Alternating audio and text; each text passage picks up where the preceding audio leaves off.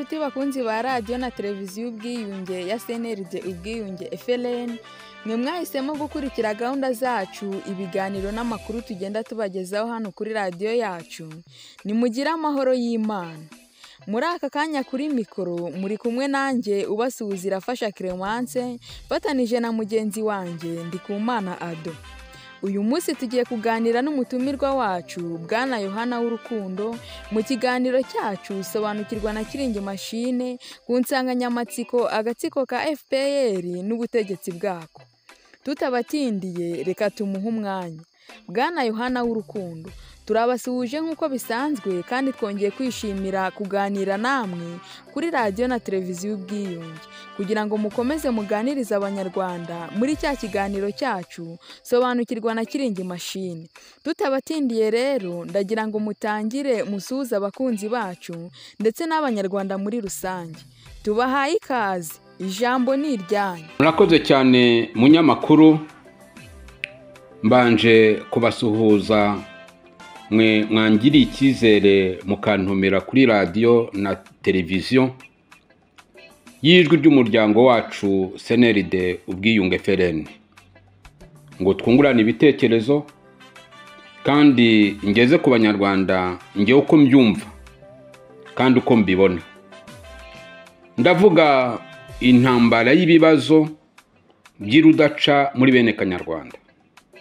Nange umuganda wanjye mu buryo byakemurwa, ariko kandi ndasuhuza abatwumva n'abazatwumva aho bari hose, ariko cyane cyane abumva ururimi rw'Ikinyarwanda.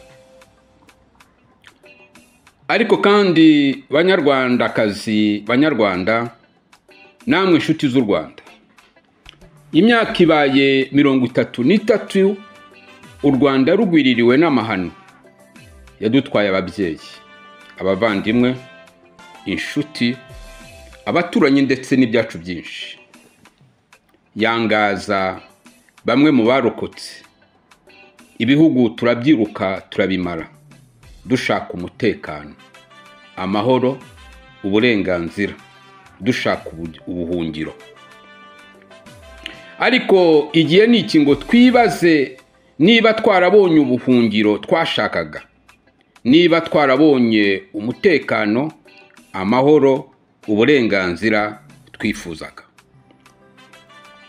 Abasigaye mu gihugu babaye ingaruzwa muheto, aho bacurwa bufuni, bicwa, bafungwa, barigiswa, bakeneshwa, babayeho batariho, bari muri ndamuke.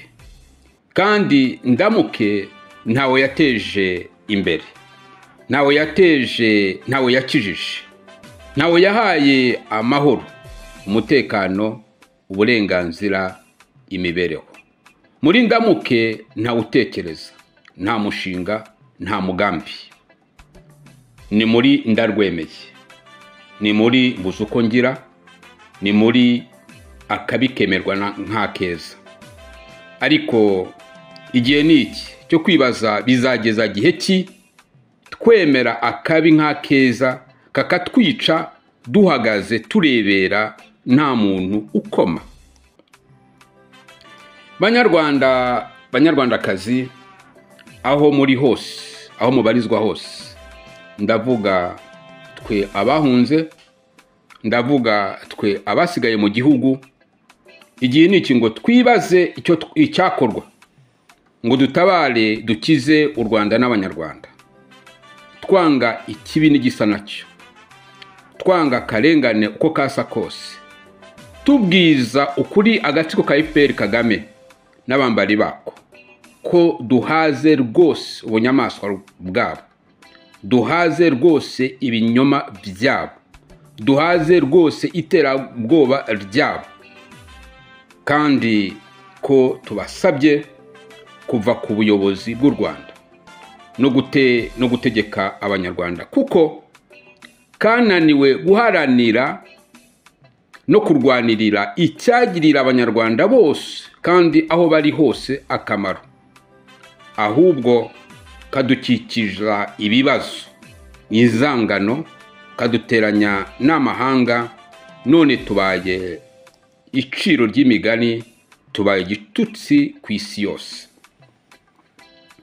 Ndahamagarira abanyarwanda bose kwitandukanya n'ibikorwa by'urukozasoni bihonyanga uburenganzira bw'ikiremwamuntu, byica amategeko n'amateka agenga ibihugu, abantu ndetse n'ibintu, bikorwa n'agatsiko ka FPR Kagame. Ahubwo twitabira ibikorwa byubaka kandi bitsimbakaza umwe n'ubwiyunge nyakuri, amahoro, uburinganire, demokarasi, ubuyobozi bwiza butubereye twese. Nimureke tugire ikiganiro cyiza. Murakoze. Bwana Yohani w'urukundo, abantu benshi bakunze kuvuga ko FPR ari agatsiko k'inkozi z'ibibi kajujubije abanyarwanda, ariko Perezida Kagame we na FPR bavuga ko yaje ari umutabazi w'abanyarwanda bose. Ariko ahubwo kuva bagera i Kigali, abaturage bari mu mazi abira, ku buryo iyo utari muri FPR ntacyo ubura icyo. None ndagira ngo mbabaze, mwebwe niba mubibona nk'abo benshi, ariko kuri wowe agatsiko FPR Kagame wabwira abantu ko ari iki, ku buryo wumva ibyo gakora yabasha kugasobanukirwa neza? Urakoze munyamakuru wa RTV Ubwiyunge kumbaza ikibazo cyiza. Icyo nita agatsiko ka FPR Kagame ni agatsiko k'abantu bagize kiringi machine, bajejeta akaga, amakuba, ubupfubyi, ubupfakazi, amaraso, agahinda, amarira y'abanyarwanda, kakandi katugejeje aharindimuka. Ariko nibwira yuko Imana irebera imfubyi idahumbya, dore ko batojwe kutagira icyo basiga inyuma, kizima aho baciye hose. Batojwe bigishwa kwica, kurimbura ikizima cyose aho banyuze hose, bitegetswe n'umukuru w'igihugu wiyita umutabazi w'abanyarwanda, ari we Paul Kagame, nk'uko byavuzwe na General James Kabarebe kandi bigatsindagirwa na Tito Rutaremara, dore ko ari intore nkuru mu muryango wa FPR Kagame. Ni agatsiko k'abantu bateye u Rwanda kuva ku itariki ya mbere y'Ukwakira 1990, bavuye muri Uganda, bafashwa na Uganda, basenya inkiko z'u Rwanda, bamaze kwica abari bazirinze, birara mu baturage. Ngutwo udufuni, ngutwo udushoka, ngutwo uduhoro, amasasu, amabombe, barabatsemba, yewe barakubura karava. Ni agatsiko k'abantu bo kutizerwa igihe mukorana ibintu, n'ababeshyi mwemeranya ibintu barimo batekereza ibindi, nk'uko babidukoze basinya amasezerano y'amahoro ya Arusha ku itariki ya 4 Kamena muri 1993 yo kurangiza intambara bari badushoyeho, nuko bayiburizamo. Ni agatsiko k'abantu baburijemo ishyirwa mu bikorwa by'amasezerano y'amahoro ya Arusha ku itariki ya 6 Mata 1994. Bashimishwa no gucura umuborogo mu banyarwanda bakoresheje kiringi machine yatojwe gukubura hinyuze hose. Ubwo bicaga abanyarwanda batangiriye ku mukuru w'igihugu, maze igihugu cyose gicura umuborogo. Kiringi machine si gukubura biracika, dore ko yari yaracengeye igihugu cyose nk'uko Tito Rutaremara yabyemeje. Ni agatsiko k'abantu bafashe ubutegetsi ku ngufu, bamaze kuburizamo amasezerano y'amahoro ya Arusha, kwica umukuru w'igihugu no kurimbura abanyarwanda. Bafata ubutegetsi ku 19 Nyakanga 1994. Ni agatsiko k'abantu bafashe ubutegetsi ku ngufu, maze batsimbakaza politiki y'ikinyoma, y'iterabwoba, y'irondakoko no gutonesha. y'amacakubiri, gusahura ibya rubanda, gukenesha abaturage, gutwara iby'abandi bakabyita iby'iwabo. Ni agatsiko k'abantu bihaye ubutegetsi ku ngufu mu Rwanda, aho bahonyanga uburenganzira bw'abanyarwanda, aho bica amategeko n'amateka agenga ibihugu, abantu ndetse n'ibintu. Ni agatsiko k'abantu bakorana kandi bakorera FPR Kagame, bicariye abanyarwanda ku gakanu, barya ibyabo, babambura ibyabo, bahonyanga uburenganzira bw'abanyarwanda, bica amategeko abarengera bakoresheje iterabwoba ryica, riroga, ryambura abanyarwanda ibyabo, ryikubira, ryikanyiza, rikumira abandi, riteranya abantu n'abandi bihugu n'ibindi, riharabika, ritesha umutwe, rihindanya isura y'abanyarwanda mu karere ndetse no mu mahanga. Ni agatsiko k'abantu bumva ko ari bo banyarwanda bonyine, bene nyiri igihugu, bene nyiri byose, ba nyiri ubutegetsi, abandi bakaba abacakara babo. Ni agatsiko k'abantu bumva ko baremewe kwica, kurenganya, kurigisa, gutoteza abandi, kwikubira ibya rubanda, kurya imitsi ya rubanda, abavukiye gutegeka.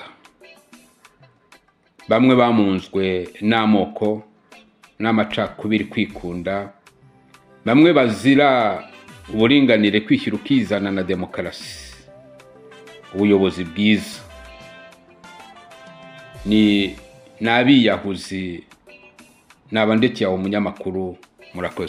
Murakoze cyane kutubwira neza icyo ari cyo agatsiko ka FPR Kagame, kuko uwo ari we wese yabasha gusobanukirwa.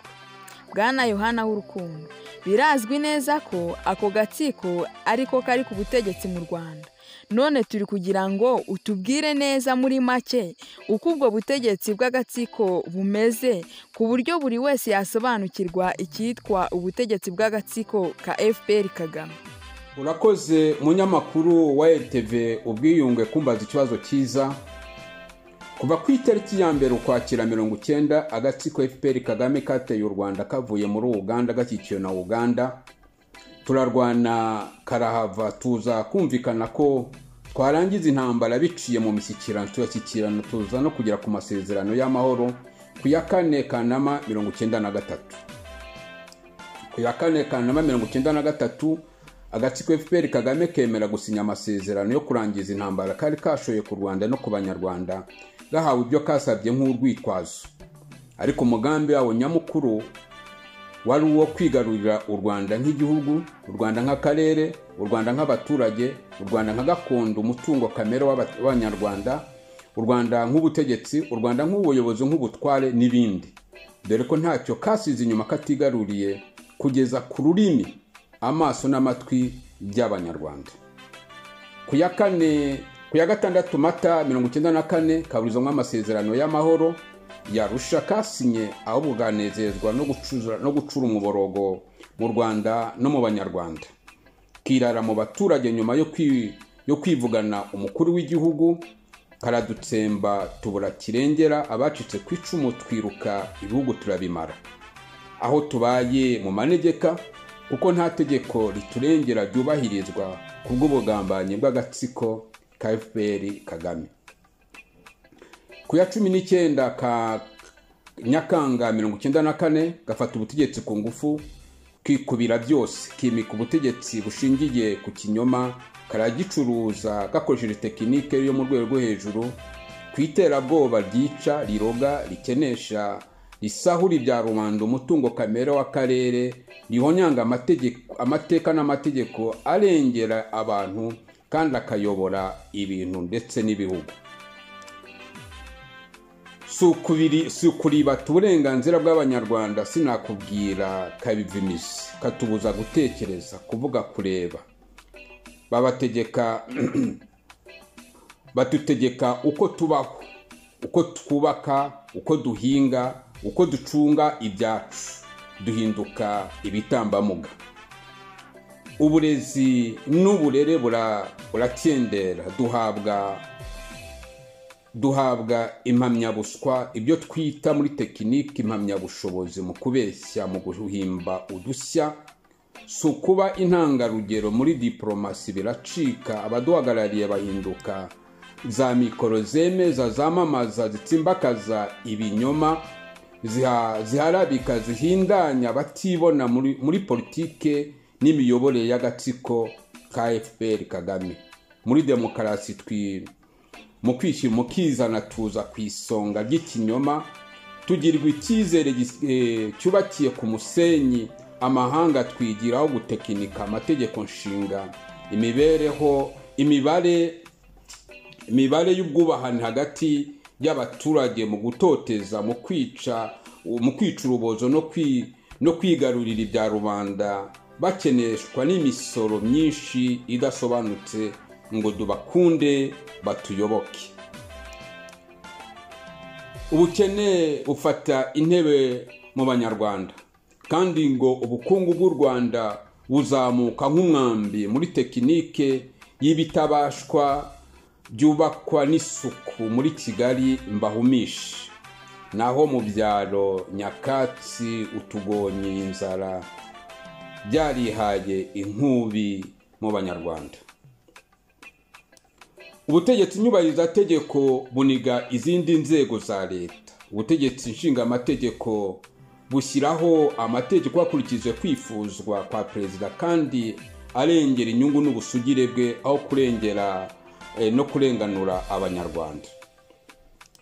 Ubucamanza buhabwa amabwiriza n'imyanzuro y'ubucamanza, bugaca imanza mu nyungu za perezida. Imikorere ibogamira iyubahirizwa ry'amategeko no gutanga ubutabera nyakuri ku Banyarwanda. Imiryango mpuzamahanga ikorera mu gitugu cy'agatsiko FPR no ku murongo wayo, bikabogamira ubwisanzure bw'iyo miryango mu bikorwa byo guteza imbere u Rwanda n'Abanyarwanda. Amasosiyasiyo n'amakoperative nayo nuko aharanira inyungu z'agatsiko ka FPR Kagame, imikorere iburizamo umumaro zakagombye kugirira Abanyarwanda, zibashyigikira mu mishinga inyubaka muryango nyarwanda no kuboneza imibereho myiza y'Abanyarwanda. Amatorero mu Rwanda, agatsiko kabaha amabwiriza ngenderwaho, akabogamira imikorere yayo yo kubaka ubumwe, ubwiyunge, ubusabane nyakuri hagati y'abana b'Abanyarwanda. Amasendika zikorera mu bwoba bwinshi, nta bwisanzure, gutyo ibikorwa byazo bikadindira. Imiryango yubahiriza uburenganzira bw'ikiremwamuntu irakumirwa mu bikorwa byayo, gutyo Abanyarwanda bakabihomberamo. Amategeko kwishyira ukizana, umutekano kuri bose, ubutabera kuri bose bigahonyandwa. Abaterankunga bahitamo gushyigikira imishinga y'agatsiko, abatabyemeye bagahambirizwa. Amaentreprise zinanizwa mu bikorwa byazo, zakwa imisoro n'imisanzu idasobanutse. Izagatsiko zikishyira zikizana. Abaturage barakandamizwa, baricwa, baratotezwa, barafungirwa ubusa, babayeho batabayeho. Abatavugwa rumwe na leta barahohoterwa, bakicwa, bagafungwa. Nta ruvugiro rwo gutangamo ibitekerezo byabo bagira. Abadiplomate bahisemo gucunga inyungu z'ibihugu byabo, bararuca bararumira. Abasirikari n'abapolisi ni ibikoresho by'umuntu umwe. Aho kurengera ubusugire bw'igihugu cyacu, umutekano w'Abanyarwanda, bakoreshwa mu bikorwa byo guhohotera no kwica abo bakarengeye, no guteza imidugararo mu baturanyi. Ngubwo ubutegetsi twazaniwe n'agatsiko FPR Kagame. Kwica ni ibihagarare, gukenesha abaturage nibiveho. Duharanire icyagirira u Rwanda n'abanyarwanda akamaro, twagura amarembo mu buryo bwose, maze umunyarwanda yishyire yizane. Murakoze.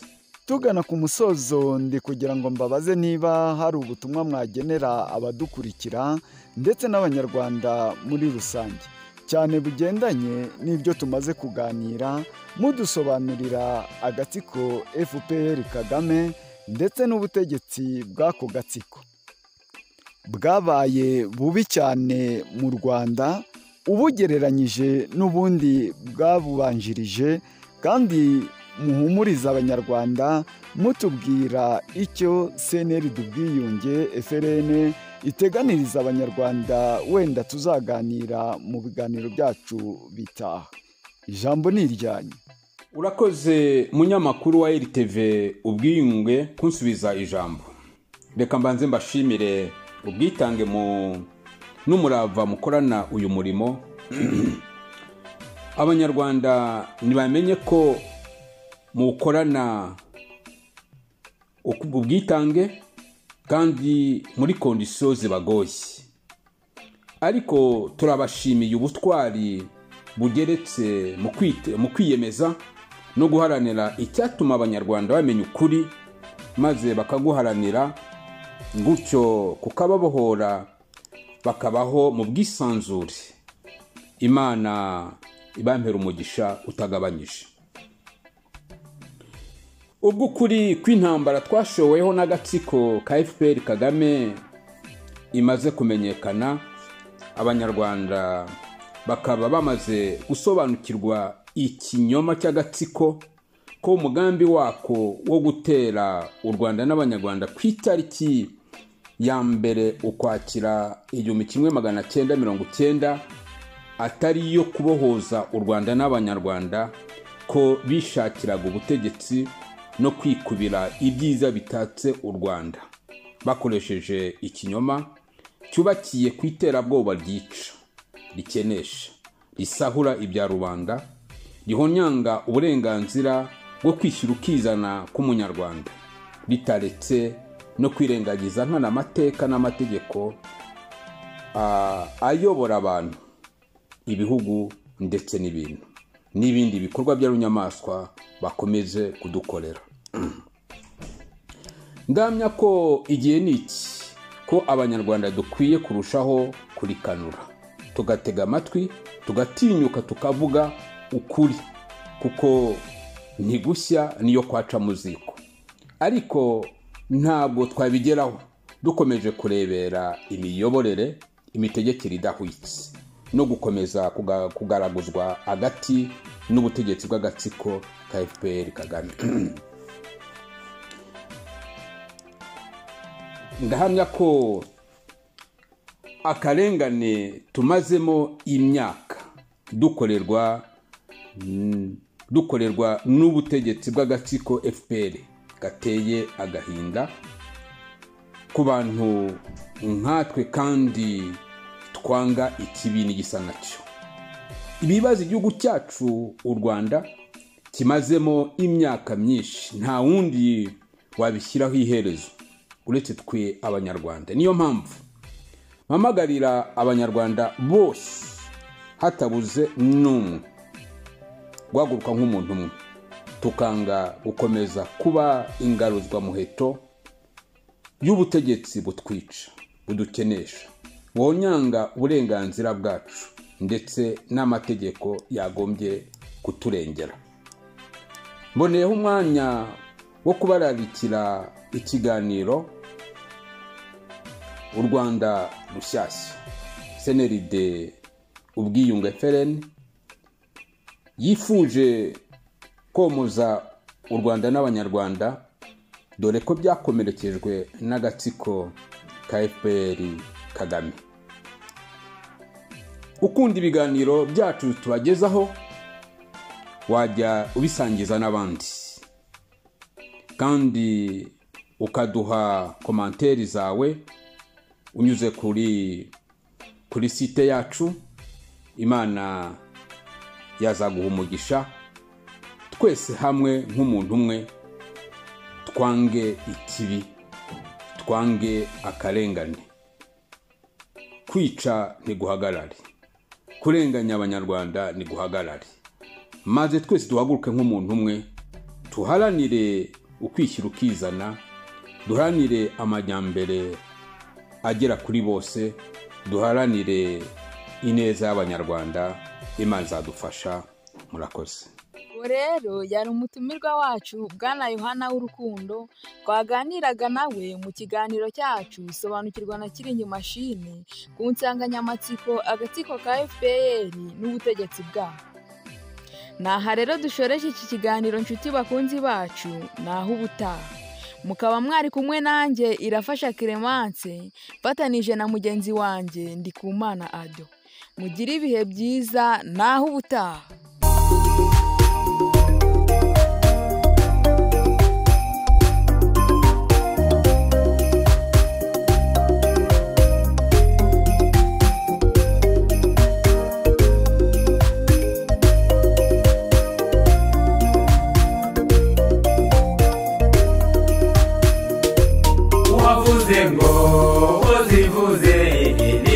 Itanga ikiyo yawe umurisho wayo ni muruza.